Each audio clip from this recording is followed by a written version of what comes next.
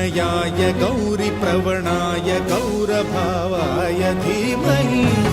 गो सहस्राय गोवर्धनाय गोपगोपाय धीमहि